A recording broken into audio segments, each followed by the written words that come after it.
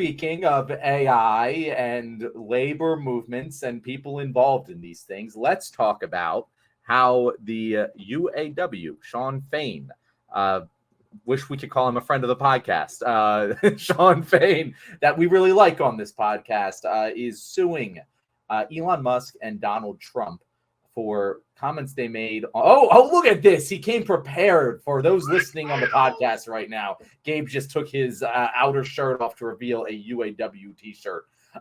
So he came prepared. But yeah, so essentially Shawn Fain is and the UAW is suing Elon Musk and Donald Trump for comments that they made on their Twitter space. I don't even know what it's called now. It's an X space. I really have no clue. That they did on Monday, where Donald Trump praised Elon Musk for firing workers who threatened to go on strike, which for those of you following along at home is very, very illegal to do. And Elon Musk, he laughed and said, yeah, which I don't think that's going to stick in a court of law. But what Donald Trump said was definitely very illegal. And I do find it interesting because on one side of this camp, we have people saying, oh, this is a political stunt. This wouldn't be happening if it wasn't these highly charged political figures, to which I do agree. I don't think that Shawn Fain and the UAW would be suing random podcasters who said this. But also, I think it's still illegal. And it's something that we should hold people to. Gabe, this is, I feel like this was definitely, I want to talk about this anyway, but I was like, Labor John is going to want to talk about this. They're going to have some feelings, and you've already shown up with the shirt. So what are your takes on this lawsuit and this situation in general? So first off, the primary issue is that both Donald Trump and Elon Musk are employers whose employees have the ability to unionize, which so that, like, the way National Labor Relations Act works, from my understanding, because I am very much not a labor lawyer, but basically, and the way the lawsuit is framed is the UAW is filing a charge with the National Labor Relations Board that Musk and Trump are intimidating their workers with a threat of firing. And that's also why, like, they wouldn't do this against some random podcaster unless that podcaster had more than 2 employees who counted as employees under the NLRA. It gets really, labor law is really fucking complicated. But and then Musk, even aside from the politics around Fain and Trump, I think more than anything, this is a target against Musk, that he's trying to UAW is trying to ramp up pressure because Tesla has shown to be Tesla corporate has been shown to be extremely anti-union. They have a lot of really just horrendous workplace violations that have come out. And Fain in the past has talked about targeting Tesla, or at least hinted at it. Because you don't want to spoil a potential campaign by saying you're targeting them. It's a whole thing. But then the unfortunate side of all of this is that the way labor law also works is that both Musk and Trump are going to get, like, basically the National Labor Relations Board is going to wag their finger at them and say, hey, don't do that. And that's kind of it. And that's, like, it is a political stunt in that regard, that like, this isn't going to bring down Tesla, but it is it's just the UAW kind of flexing their power and saying, like, hey, even if you're just joking around, we're watching you and we're gonna keep you on your toes, which is good. That's what major unions should be doing. The bosses should never feel comfortable, so long as there's a strong labor movement. So anyway, that was my rant. Sam, what are your thoughts on it? I don't have a rant except to say that Shawn Fain is my labor daddy, and he will always remain so. He's my labor daddy. We should get No, T-shirts made. Shawn Fain's Hey, labor daddy. us first. We called it first. No, Well, I like Shawn Fain. Especially compared to other union presidents in this that have been in the presidential race or have been put in their 2 cents and going to certain conventions. But we're not going to talk about that certain person. But I was Sean about to O'Brien. say, what was that guy's name? I couldn't remember his name.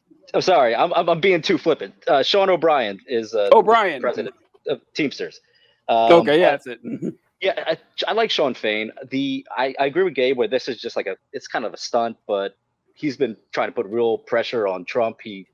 Fain called Trump a scab, which let's just say that Elon Musk and Donald Trump are the farthest you can get from friends of labor.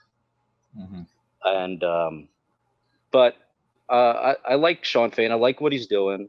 I didn't like the only major downside to him and his choices in the past year were him endorsing Biden so soon after what happened in Gaza. I think that was a bad move. I think he should have kept the worker power up. He should have tried to string along these politicians as long as possible, get as much as you can from these people. But yeah, I think with this instance was just a little stunt. I don't think it's going to hold water. I don't think I do want to add on to that. I think it's a stunt, but that doesn't necessarily mean that it's bad, because it's just effectively UAW flexing their power, and it shows that there's it got this into the news, and now there's a bunch of news stories saying, hey, your boss saying that they're going to fire you for striking is illegal, which most people don't necessarily know that, because at least the time that I tried to organize a union, that was the first thing that came up, was not wanting to get fired for striking or then being forced to go on strike, because most people, I think we're at like 12% union density, and public sector is even lower, or private sector is even lower. And so most workers don't really know any of this, but it's now, if not front page news, at least out there in the zeitgeist that doing this shit's illegal. Yeah. I think that I think you're right about Sam is right when he's saying that, it is a stunt, and that Gabe is completely correct talking about how just because it's a stunt, it's still pretty good. When you're in a situation when you don't have the power to actually, enact change as you want, you kick up a fuss. You become a big ass problem that they have to deal with. We have to resort to guerrilla warfare, and you don't win all of your skirmishes. Your goal isn't even to win the skirmish. It's really to just, be an annoying gnat that they can't seem to get rid of. And what I wanted to talk about, well, first thing you mentioned, John, that how they had this with the conversation on X, on Twitter Spaces, but she's like, well, what do they call it? An X space? SpaceX. That would be a good one. I don't know if that's what they call it, but they might it would be perfect, right?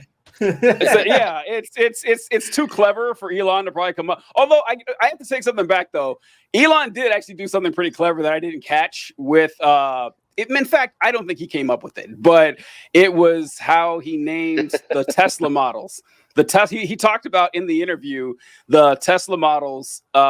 He named the first one the Model S, and then you have the Model E, the Model X, and the Model Y. It's spelled sexy. I was like, oh, I didn't guess that. It is clever. I wouldn't have done it. I didn't notice it. So now I wouldn't have done it because sexy is a weird word to pick, but the fact that I didn't catch that that's what they were doing with it, spelling an actual letter, I think is actually cleverer to do because, people put letters on cars all the time. But yeah, sexy is a weird word to pick. I would admit that. And slightly off topic, but Donald Trump also made a funny joke when he said that he planned to go back to Butler, Pennsylvania. And he said that when he gets on stage, he's going to say, as I was saying, and then go into his speech. And that's very funny. I don't care what you guys say. That's pretty clever. That's Donald Trump right there. I like that. But the thing with union members, why I like Shawn Fain so much is I can't even name any other UAW presidents. I can't name another one. Maybe I'm not well versed enough in unions and stuff, but he's the first one that I've seen really put some balls and some energy into the shit and get it nationwide and get people and make conservatives defend their closeted position that they're anti-union. And it's always bugged me. I'm sure you guys run into this all the time, Sam and Gabe, about how conservatives always talk about unions and they're like, well, you need to go out and get yourself a union job. That's going to be good for you and everything. And then, behind their back, they're always stabbing unions in the back at every conceivable opportunity. And I like the UAW strike because it made them have to say out loud, okay, well, why are these concessions that they're demanding so bad? Like, a 40% increase in the raise when the executives got a 40% increase in the raise and stuff like that. I'm a really big fan of going there. And what Trump and Musk, when they were talking about that the line they're getting sued over, this is like a conservative's wet dream, what Trump just said.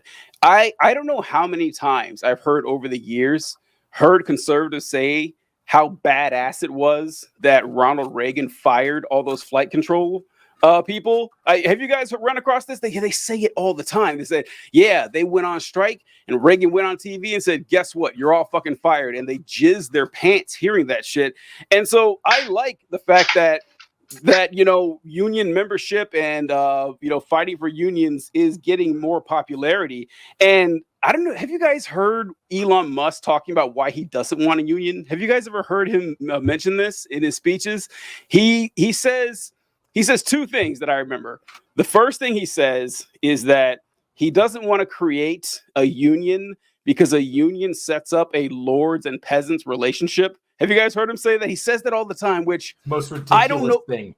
It's like piss on me and tell me it's raining. Like what? It's the opposite. It's just like he says it's just like when he's like he's the one who speaks to power. He's fighting against the elites. Like he says this kind of dumbass bizarro world bullshit all the time.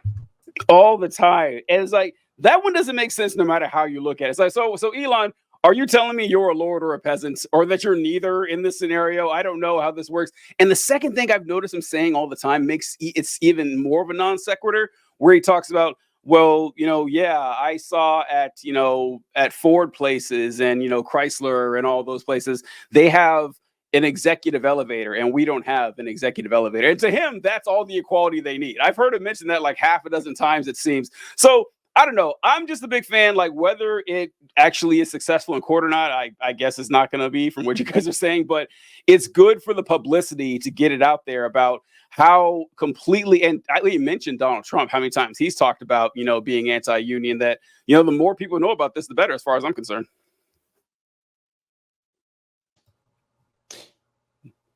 Yeah, no, definitely. And the one thing that I think both Sam and I have learned from learning labor history through making this podcast has been that anti-union rhetoric hasn't changed in well over like 150 years. And I can't say I remember a specific lords and peasants thing, but there's always a third party, or the union is the third party coming in and changing the good system that we have here. And then in addition to that, before the National Labor Relations Act, just firing anyone who goes on strike or shooting them, which were kind of the two options for a while. But there's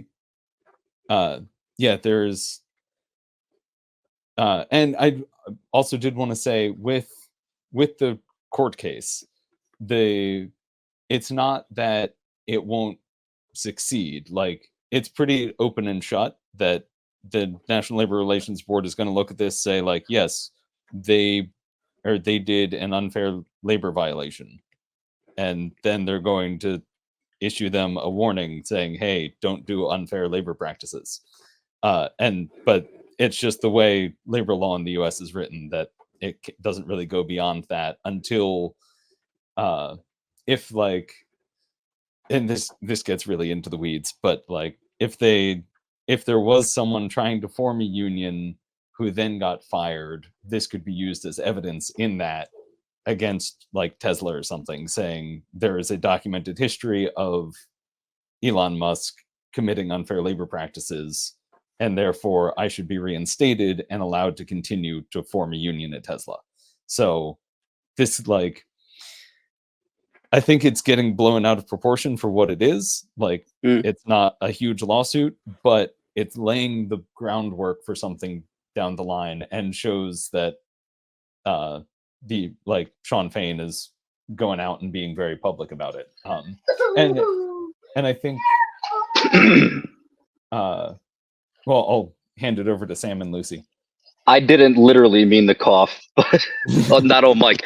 But I was just gonna say, going back to what like TJ was saying about Shawn Fain, one of the first things he said, that you were like, he's getting so much traction because he's really going out there, and because it's also because the labor movement is heating up so much, and also because Shawn Fain is just trying to be out there and trying to ride that wave. But if you're very much into him and the history at all of unions, look up UAW President Walter Reuther, and because he looks up to him, or he looked up to him. He died in 1970, but he was big into the civil rights. He was big into he marched with MLK, and what you see, it's very it's what Shawn Fain is doing is mirroring a lot of what Walter Reuther was doing too. So if you're interested in the history of it, look up that gentleman. All right, you officially did it. You made it to the end of an episode of The Left Wing. Your prize is that you get to hear where you can find our wonderful guest this week. So, Gabe, if people want to listen to the Labor John podcast, where can they find it? We are available on all major podcast platforms. You can also find us at our brand new website, laborjawn.com, which is LABORJAWN. We're also regularly shitposting and memeing on Instagram. And that the memeing is all Sam. I cannot take credit for any of that. And I think that's really where we are for the most part. We theoretically are on other social medias, but nah. And stay tuned for our search for Labor John. It's still out there. I can't wait. Hey, thank you guys for joining us. It's been a blast. Sam and Gabe can be found on the Labor John podcast. We also look forward to having them back on May 1st, 2028, after the kickoff of the general strike. Well, we planned that out, 4 years in advance, but it's going to be a good time. Thank you guys for joining. Catch you next time.